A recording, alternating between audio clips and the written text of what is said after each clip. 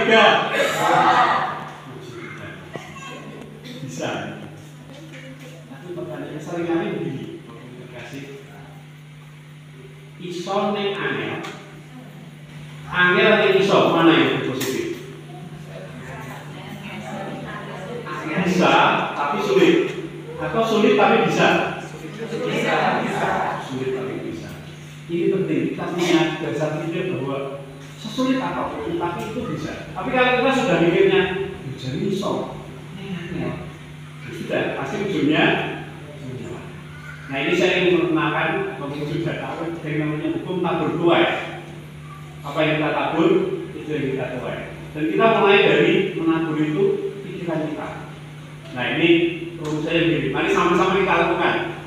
Tanamlah pikiran, tuailah perkataan. Tanamlah perkataan, tuailah tindakan. Tanamlah tindakan, tuailah sukses. Gitu. Ya, jadi kita mulai dari benar kita sendiri. Seperti kata saya juga dari hati meluap. Dari mulai perkataan kita akan lihat. Saya punya singkatan PTKBN. Ini saya dapat dari asiknya Pak Bambang Doyo. Beliau mencari, sebetulnya bukan rumah saya itu tapi dicari ya, gampang gitu ya. PTKBN, dan miring-miring itu PTKBN, PTKBN gitu lah, gampang ya. P itu pikiran. Ketika pikiran kita sudah positif, keluarga semua yang ada bisa. Maka kita akan sulit. Tindakan diawali dengan perkataan. Kata-kata kita juga akan selalu positif. Ini juga saya mengajak dari praktek itu tadi semangat inspirasi kita dari orang percaya bahwa kata-kata kita itu positif. Kita bisa menambahkan ini. Nah, kadang-kadang sudah ini nanti diciduk ya. Khawatiran membuat kata-kata kita sudah tidak. Kebiasaan, kalau tindakan kata-kata tadi akan muncul kan kebiasaan. Kalau kita sudah terbiasa melakukan itu, kita akan jadi. Makanya ada seorang penulis yang luar biasa membuat sebuah bukunya. Kapan hari saya ucapkan Mas Solo berjudul Seven Habits of Highly Effective People. 7 kebiasaan orang-orang yang efektif. Baru mulai pikirannya sudah berbeda situ. Tindakan dan kata-kata, kata-kata termasuk tindakannya itu akan positif juga. Itu akan mulai, kalau sudah jadi kebiasaan itu menjadi hal yang ringan atau tidak benar. Kebiasaan itu memunculkan dari mata kita, dari karakter kita. Karakter itu sudah seperti itu. Karakter ternyata bisa diubah. Ya biasanya kita punya ujar-ujar bahasa Jawa. Nek patok bisa tambah ini, pacar akan yang tambah. Tapi dalam Tuhan dan dalam proses ini, mata itu bisa tidak ada orang yang tidak bisa diubah. Dan N supaya memudahkan itu sudah mulai sukses, tapi ini musik akhirnya akan seperti apa? Ditentukan dari mulai cara berpikir kita. Nah kita bersyukur bahwa saya senang bahwa kita sepakat bahwa keluarga yang sempurna adalah sebuah bukan hal yang mustahil, tapi belum terjadi. Nah, pertanyaannya kemudian bagaimana itu terjadi? Kita lihat definisinya. Tadinya juga ketika mempersiapkan tema ini terinspirasi dari ucapan seorang Tuhan yang mendefinisikan keluarga yang sempurna dimulai dari pernikahan yang sempurna.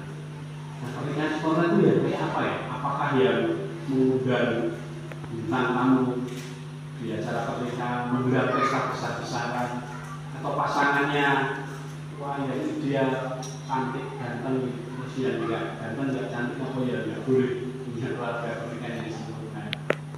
Luar biasanya Mbak ini menolong saya memberi definisi yang demikian.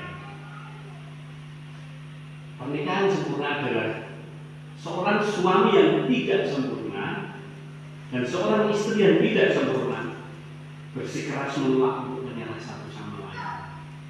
Mereka bertahan. Kemudian saya terlintas bagaimana dengan dia berpisah. Akhirnya ternyata berpisah tapi tidak menyerah. Ada saatnya di mana ternyata boleh Tuhan pulihkan kembali.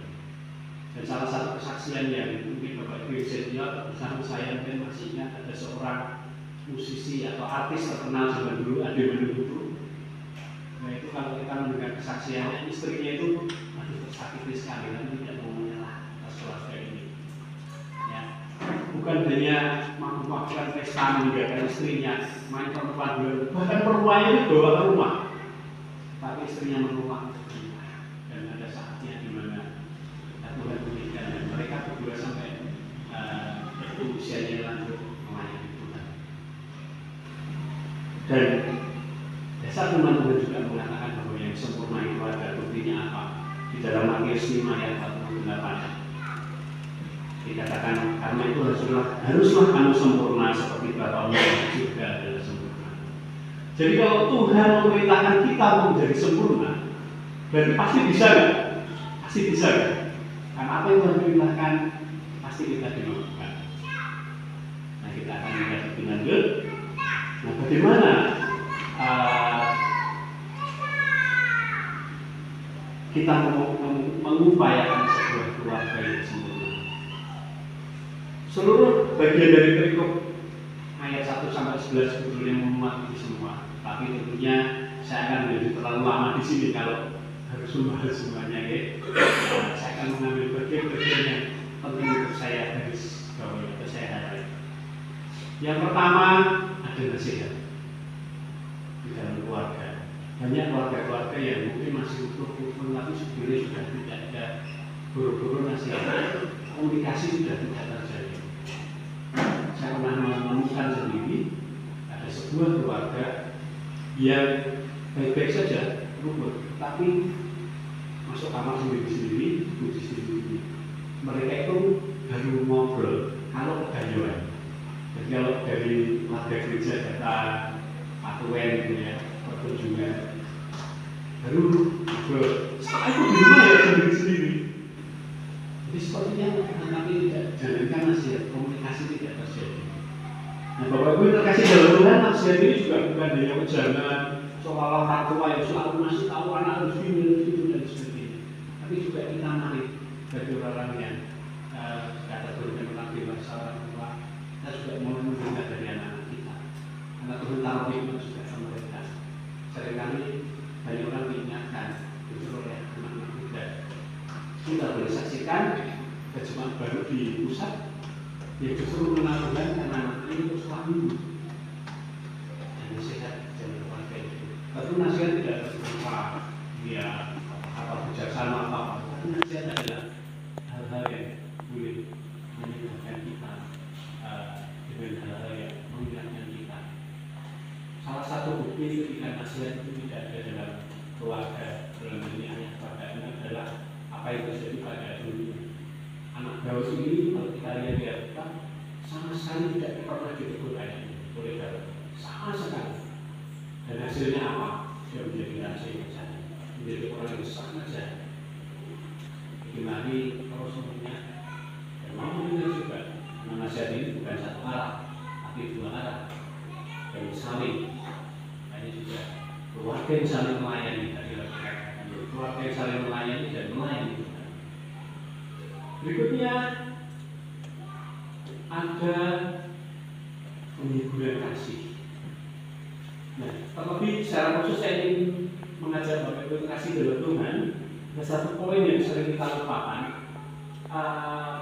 Ketika anggota keluarga kita itu kita lakukan pada anak, ketika ada kegagalan project sekali tadi muncul nasihat dulu, nasihat bahkan nyalakan, boleh penginginkan jadi mandel gitu ya. Tetapi sungguh sebetulnya di saat itulah penting kita hadir saja. Dan yang terpenting adalah pertama kita orang muda menolong mereka memaknai kegagalan. Kata berhasil itu kenapa sih?